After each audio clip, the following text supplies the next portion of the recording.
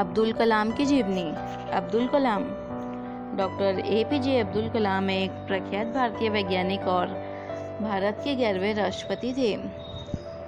उन्होंने देश के कुछ सबसे महत्वपूर्ण संगठनों में कार्य किया। उन्होंने वर्ष 1998 के पोखरण द्वितीय परमाणु परीक्षण में भी महत्वपूर्ण भूमिका निभाई। डॉक्टर कलाम भारत के अंतरिक्ष कार्यक्रम और मिसाइल विकास कार्यक्रम के साथ भी जुड़े थे। इसी कारण उन्होंने मिसाइल मैन भी कहा जाता है। वर्ष 2002 में कलाम भारत के राष्ट्रपति चुने गए और 5 वर्ष की अवधि की सेवा के बाद वह शिक्षण, लेखन और सार्वजनिक सेवा में लौट गए। उन्हें भारत के सर्वोच्च नागरिक सम्मान भारत रत्न सहित कई प्रतिष्ठित पुरस्कारों से सम्मानित किया गया। प्रारंभिक जीवन।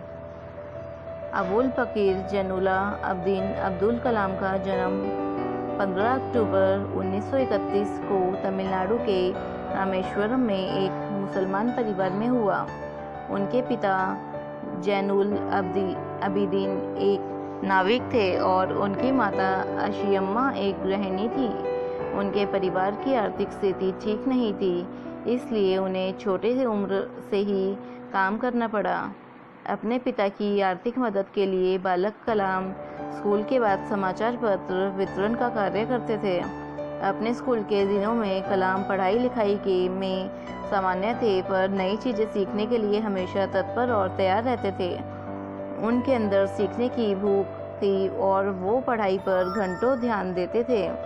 उन्होंने अपनी स्कूल की पढ़ाई रामनाथपुरम स्वच्छवातर्ज मैट्रिकुलेशन स्कूल से पूरी की और उसके बाद तिरुचिरापल्ली के सेंट जोसेफ्स कॉलेज में दाखिला लिया, जहां से उन्होंने सन 1954 में भौतिक विज्ञान में स्नातक किया। उसके बाद वर्ष 1955 में वो मद्रास चले गए, जहां से उन्होंने एरोस्पेस इंजीनियरिंग की शिक्षा ग्रहण की। वर्ष 1960 में कलाम ने मद्रास इंस्टीट्यूट ऑफ टेक्नोलॉजी से इंजीनियरिंग की पढ़ाई पूरी की। Career. Madras Institute of Technology से इंजीनियरिंग की पढ़ाई पूरी करने के बाद कलाम ने रक्षा अनुसंधान और विकास संगठन में वैज्ञानिक के तौर पर भर्ती हुए। कलाम ने अपने कैरियर की शुरुआत भारतीय सेना के लिए एक छोटे हेलीकॉप्टर का डिज़ाइन बनाकर किया। DRDO में कलाम को उनके काम से संतुष्टि नहीं मिल रही थी। कलाम पंडित जवाहरलाल नेहरू गठित Indian national committee for space research के सदस्य भी थे। इस दौरान उन्हें प्रसिद्ध अंतरिक्ष वैज्ञानिक विक्रम साराभाई के साथ कार्य करने का अवसर मिला। वर्ष 1969 में उनका स्थानांतरण भारतीय अंतरिक्ष अनुसंधान संगठन में हुआ। यहाँ वो भारत के सैटेलाइट लॉन्च व्हीकल परियोजना के निदेशक के तौर पर नियुक्त किए गए थे। इसी परियोजना की सफलता के परिणाम स्वरूप भारत का प्रथम उपग्रह रोहिणी पृथ्वी की कक्षा में वर्ष 1980 में स्थापित किया गया। इसरो में शामिल होना कलाम के करियर का सबसे अहम मोड़ था, और जब उन्होंने सैटेलाइट लॉन्च व्हीकल परियोजना पर कार्य आरंभ किया, तब उन्हें लगा जैसा वो वही कार्य कर रहे हैं जिसमें उनका मन लगता है। 1963-64 के दौरान उन्होंने अमेरिका के अंतरिक्ष संगठन नासा की भी यात्रा की। परमाणु वैज्ञानिक राजा रमन्ना, जिनके देख-रेख में भारत ने पहला परमाणु परीक्षण किया, ने कलाम को वर्ष 1974 में पोखरण में परमाणु परीक्षण देखने के लिए भी बुलाया था। 70 और 80 के दशक में अपने कार्यों और सफलताओं से डॉक्टर कलाम भारत में बहुत प्रसिद्ध हो गए और देश के सबसे बड़े वैज्ञानिकों में उनका नाम गिना जाने लगा। उनकी ख्याति इतनी बढ़ गई थी कि तत्कालीन प्रधानमंत्री इंदिरा गांधी ने अपने कैबिनेट की मंजूरी के बिना ही उन्हें कुछ गुप्त परियोजनाओं पर कार्य करने की अनुमति दे दी। भारत सरकार ने महत्वाकांक्षी integrated guidance missile development programme का प्रारंभ डॉक्टर कलाम के देखरेख में किया। वह इस परियोजना के मुख्य कार्यकारी थे। इस परियोजना ने देश को अग्नि और पृथ्वी जैसी मिसाइलें दी है। जुलाई 1992 से लेकर दिसंबर 1999 तक डॉक्टर कलाम प्रधानमंत्री के वैज्ञानिक सलाहकार और रक्षा अनुसंधान और विकास संगठन DRDO के सचिव थे। भारत ने अपना दूसरा परमाणु परीक्षण इसी दौरान किया था। उन्होंने इसमें एक महत्वपूर्ण भूमिका निभाई थी। R चिदम्बरम के साथ डॉक्टर कलाम इस परियोजना के समन्वयक थे। इस दौरान मिले मीडिया कवरेज ने उन्हें देश का सबसे बड़ा परमाणु वैज्ञानिक बना दिया। वर्ष 1998 में डॉक्टर कलाम ने हृदय चिकित्सक सोमाराजू के साथ मिलकर एक कम कीमत की कोरोनरी स्टेंट का विकास किया। इसे कलाम राजू स्टेंट का नाम दिया गया। भारत के राष्ट्रपति एक रक्षा वैज्ञानिक के तौर पर उनकी उपलब्धि और प्रसिद्धि के मद्देनजर NDA की गठबंधन सरकार ने उन्हें वर्ष 2002 में राष्ट्रपति का पद का उम्मीदवार बनाया। उन्होंने अपने प्रतिद्वंदी लक्ष्मी सहगल को भारी अंतर से पराजित किया और 25 जुलाई 2002 को भारत के 11वें राष्ट्रपति के रूप में शपथ लिया। डॉक्टर कलाम देश के ऐसे तीसरे राष्ट्रपति थे जिन्होंने राष्ट्रपति बनने से पहले ही भारत रत्न ने नवाजा जा चुका था। इससे पहले डॉक्टर राधाकृष्णन और डॉक्टर जाकिर हुसैन को राष्ट्रपति बनने से पहले भारत रत्न से सम्मानित किया जा चुका था। उनके कार्यालय के दौरान उन्हें जनता का राष्ट्रपति कहा गया।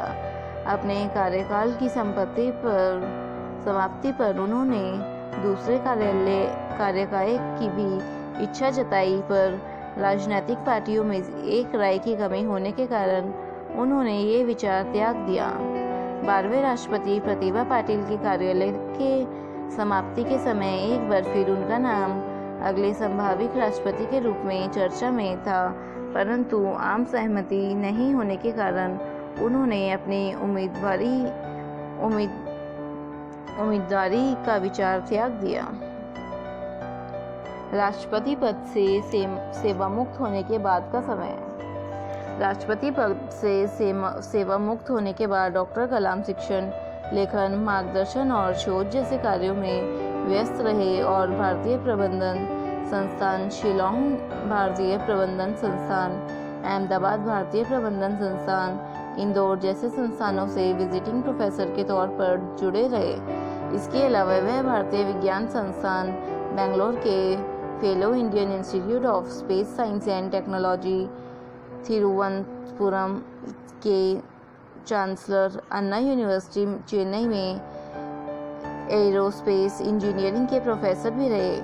उन्होंने IIT हैदराबाद, बनारस हिंदू यूनिवर्सिटी और अन्ना यूनिवर्सिटी में सूचना प्रौद्योगिकी भी पढ़ाया था।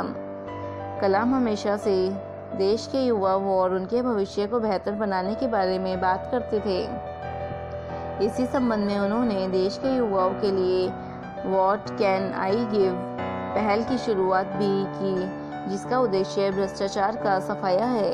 देश के युवाओं में उनकी लोकप्रियता को देखते हुए उन्हें 2 बार ATV youth icon of the award के लिए मनोमत भी किया गया था। वर्ष 2011 में प्रदर्शित हुई हिंदी फिल्म I Am कलाम उनके जीवन से प्रभावित है। शिक्षण के अलावा डॉक्टर कलाम ने कई पुस्तकें भी लिखी, जिनमें प्रमुख है India 2020, a Vision for the New Millennium, Wings of Fire and Autobiography, Ignited Minds, Unleashing the Power Within India, Mission India, Indomitable Spirit आदि। पुरस्कार और सम्मान। देश और समाज के लिए किए गए उनके कार्यों के लिए डॉक्टर कलाम को अनेकों पुरस्कारों से सम्मानित किया गया। लगभग 40 विश्वविद्यालयों ने उन्हें मानद डॉक्टरेट की उपाधि दी और भारत सरकार ने उन्हें पद्म भूषण, पद्म विभूषण और भारत के सबसे बड़े नागरिक सम्मान भारत रत्न से अलंकृत किया। मृत्यु 27 जुलाई 2015 को भारतीय प्रबंधन संस्थान शिलोंग में अध्यापन कार्य के दौरान उन्हें दिल का दौरा पड़ा, जिसके बाद करोड़ों लोगों के प्रिय और और चहेते डॉक्टर अब्दुल कलाम परलोक सिधार गए।